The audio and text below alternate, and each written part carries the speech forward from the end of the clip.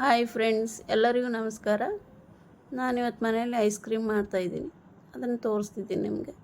ಅದಕ್ಕೊಂದು 2 scoop oats ಮತ್ತು ಒಂದು 100 ml ಹಾಲು, ಅದಕ್ಕೊಂದು 50 ಗ್ರಾಮ್ ಪನ್ನೀರು ಮನೆಯಲ್ಲೇ ಮಾಡಿದ್ದೆ. ಅದನ್ನು ಸ್ಮ್ಯಾಶ್ ಮಾಡಿ ಹಾಕ್ಕೋಬೇಕು. ಒಂದು 20ರಿಂದ 25 ಗ್ರಾಮ್ನಷ್ಟು ಡ್ರೈ ಫ್ರೂಟ್ಸನ್ನು ಕ್ರಷ್ ಮಾಡಿಕೊಂಡು ಇಟ್ಕೋತೀನಿ ನಾನು.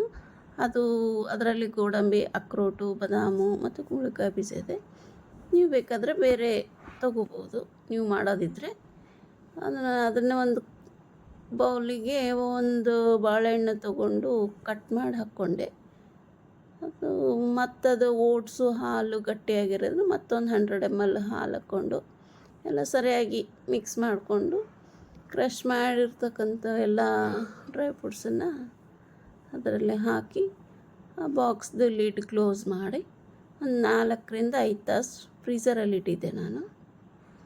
ಫ್ರೀಝರಲ್ಲಿ ಇಟ್ಟು ತೆಗೆದ್ರೆ ನೋಡ್ರಿ, ಇವಾಗ ಮಿಕ್ಸ್ ಆಗಿದೆ. ಬಟ್ ಐಸ್ ಕ್ರೀಮ್ ಕನ್ಸಿಸ್ಟೆನ್ಸಿ ಬಂದಿರೋದಿಲ್ಲ, ಅದು ಗಟ್ಟಿಯಾಗಿಬಿಟ್ಟಿರುತ್ತೆ. ಹೀಗಾಗಿ ಅದನ್ನು ಮತ್ತೊಂದು ಸರಿ ಮಿಕ್ಸಿ ಜಾರಿಗೆ ಹಾಕ್ಕೊಂಡು ಗ್ರೈಂಡ್ ಮಾಡ್ಕೋಬೇಕು. ನಾವು ಮುಂಚೆ ಇದರಲ್ಲಿ ಸಕ್ಕರೆ ಸ್ವೀಟ್ ಏನು ಆ್ಯಡ್ ಮಾಡಿರಲಿಲ್ಲ. ಹೀಗಾಗಿ ನಾನು 1 ಸ್ಪೂನಷ್ಟು sugar free, 1 spoon cocoa powder, ಇದಕ್ಕೆ ನಾನು ಸಕ್ಕರೆ ಬೆಲ್ಲ ಸ್ವೀಟ್ ಯಾವುದೂ ಬಳಸಿಲ್ಲ. ಶುಗರ್ ಫ್ರೀ ಸ್ವೀಟಿಗೋಸ್ಕರ ಶುಗರ್ ಫ್ರೀ ಹಾಕಿದ್ದೀನಿ. ಇದನ್ನು ನೋಡಿ, ಇವಾಗ ಇಷ್ಟು ಸ್ಮೂತಾಗಿ ಒಂದು ಸಲ ಗ್ರೈಂಡ್ ಮಾಡ್ಕೊಂಡು ಅದಕ್ಕೆ ಇಷ್ಟು ಸ್ಮೂತಾಗಿದೆ.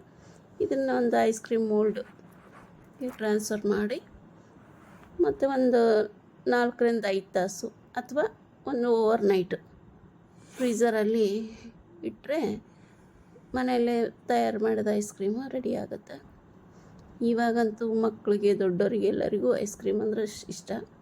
ಇದನ್ನು ನಾವೇ ಮನೆಯಲ್ಲಿ ಮಾಡಿಕೊಂಡು ತಿನ್ಬೋದು. ಈಗ ನೋಡಿ, ನಾನು ಮನೇಲಿ ಮಾಡಿರ್ತಕ್ಕಂಥ ಐಸ್ ಕ್ರೀಮ್ ಎಷ್ಟು ಚೆನ್ನಾಗಿ ಬಂದಿದೆ. ನೀವು ಮನೇಲಿ ಟ್ರೈ ಮಾಡಿ. Thank you.